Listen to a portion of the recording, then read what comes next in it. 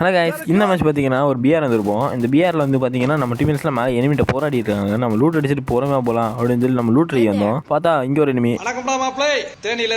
அந்த எனிமி அப்படியே ஒரு ட்ராக் பண்ணோம். அப்படியே ஹெட்டில் விழுந்துட்டு அப்படியே நம்ம டீமை நம்ம லேவ் பண்ணிவிட்டாங்க.